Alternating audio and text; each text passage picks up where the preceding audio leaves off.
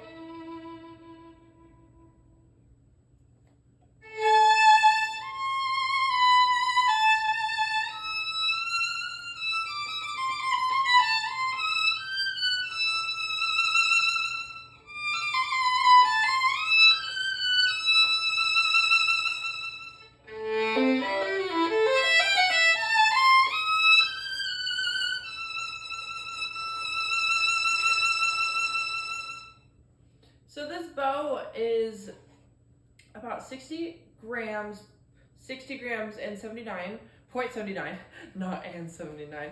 And so it's a little bit on the heavier side, and in my experience with violin bows. And so drawing it across the string, I don't have to press down as much. I just kind of let my natural arm weight plus the bow weight kind of just do its thing. I don't really have to work in order to get a lot of sound out and a lot of power. Now, when it comes to playing, softer dynamics, you have to engage your pinky just a little bit more in order to lift the bow a little bit more out of the string.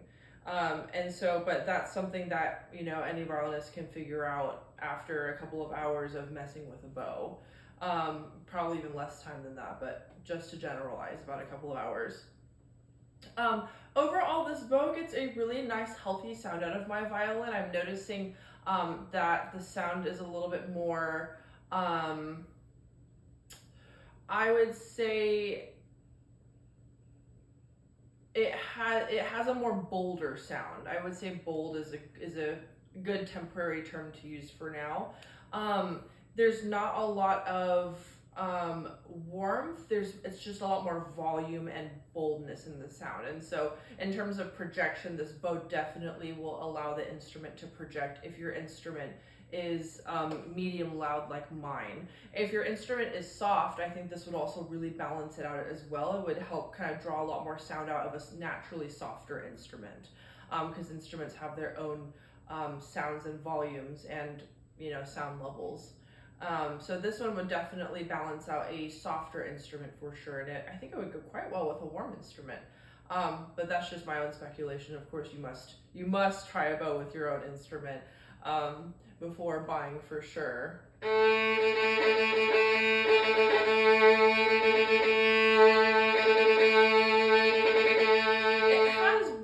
It has good contact with the strings, especially. Something I want to touch on.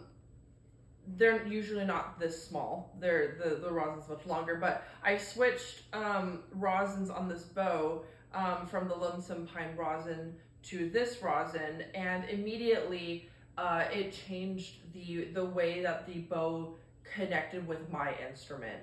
I usually use Lonesome Pine rosin personally, but as I was testing out the rosin earlier, I noticed that it just was not sinking into my instrument, wasn't connecting, it wasn't doing what I wanted. The spiccato sounded all wonky, or the ricochet sounded all wonky. And so then I was like, let's switch rosins, because I want to determine if it's the bow or if it's the rosin. And so I switched over to the leatherwood rosin, and immediately the bow just had much better contact. So when you're trying out bows, anybody and everybody, make sure that you try it with your favorite rosin, but you compare it with a few other rosins just to see how the bow responds, because sometimes the bow just reacts better to different rosins. So speaking of short articulation, let's give those a try.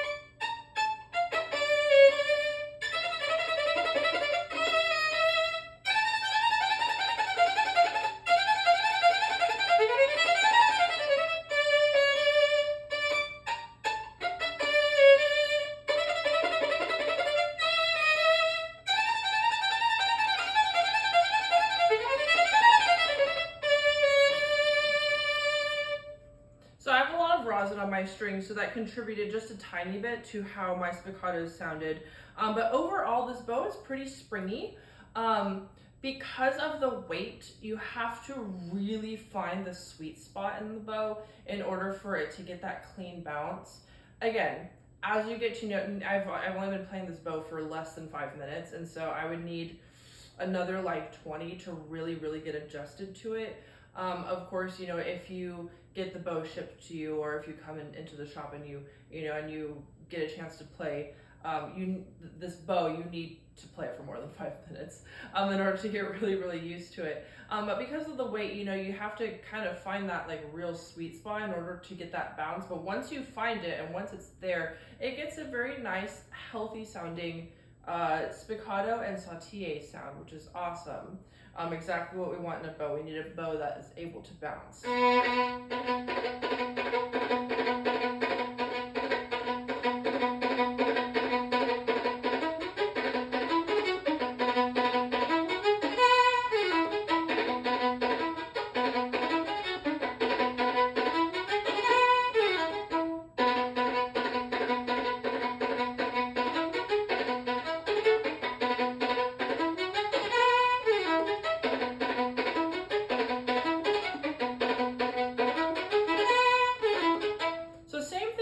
I had to repeat that because my ricochet point in my bow is a lot higher. This one was a little bit lower, which is, it's so fascinating with the weight distribution.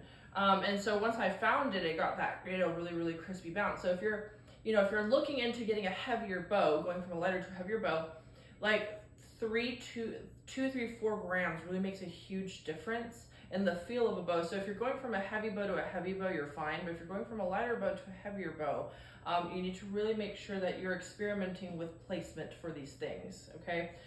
Especially since if the weight distribution on your lighter bow is different.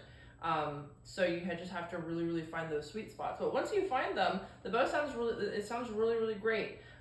Due to the heaviness, you have to manage those shorter articulations a little more. But I think it's a worthy payout for the benefits that a heavier bow can get you. Overall, it is pretty comfortable in my hand. I would say just based off of personal preference, and I don't know, I'm kind of a strange bow user. So, just, you can take what I'm saying as just pure information. So the leather is quite close to, what is this thing called? Frog? Well, like this portion. Got me on that one. Okay, so I'm sure this has a name. I've actually never looked up that name. I just call this whole thing the frog. So I'm gonna call it the frog bit. So this leather part here with this frog bit, this little knob right here, I prefer a little more space. And I'm gonna compare it with my bow. Y'all are gonna like gasp and like clutch your pearls when you see my bow, because my bow is, I've had this thing since 2008, so it's really, really, you know, it's been through it. So as you can see, I have a big gash right there where my thumb like kind of created a little nook right there.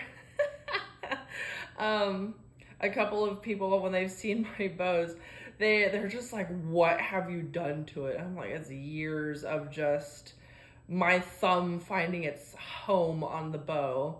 So you caught it? Okay, good. So it has like that crazy little notch. And so that's just, you know, some context as to what I'm about to say. So because this little portion here is so close, and they're so close to one another, for me, this bow is a little less comfortable for my taste. As you can see, my thumb has burrowed into the leather because it needs I need like a millimeter of space for my absolute chunky thumb here.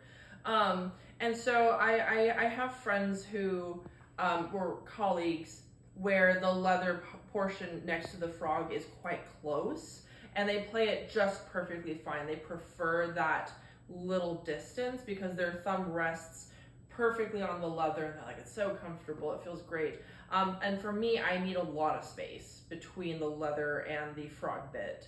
And so please take what I say with a grain of salt, because that's just my personal preference. And as to why I am less comfortable on this bow. But the leather portion, to my understanding, can be adjusted if you take it to a luthier. They can do stuff with the leather, you know, kind of peel it back or make a whole new little leather grip. And there's different materials that you can use for this. Off the top of my head, I believe it's leather, stingray, and then there's a third material that I just cannot think of. I think it's either snake or reptile skin, which is, it's really, really soft, strangely, and the pattern is super cool. But anyway, so there's a lot of adjustment that can be made here. I just want to give you a heads up. It can be adjusted, and it's very, very much on personal preference, but it can be adjusted.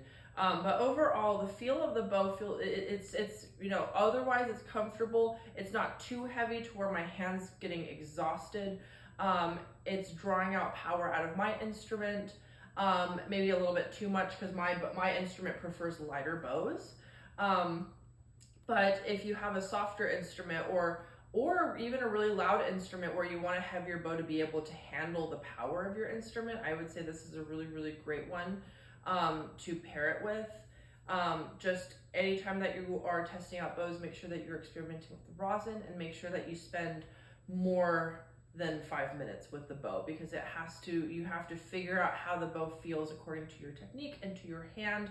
And after you've played it for a certain length of time, you'll be able to determine whether this is a good fit for not just you, but also your instrument. I love the comprehensive overview. And just in case you're a rosin aficionado, we went from the Lonesome Pine Dark to the Leatherwood Violin Crisp. So I've always been told that the Violin Crisp is better for more humidity, and then the darker, more sticky rosins are better for those less humidity places like let's say Arizona or something. So that's just my 2 cents. I don't play, but Catherine does, and that's why she's here. So bravo, Catherine. Thank you, online friends. Any questions, let us know. We're happy to help. Have a great day.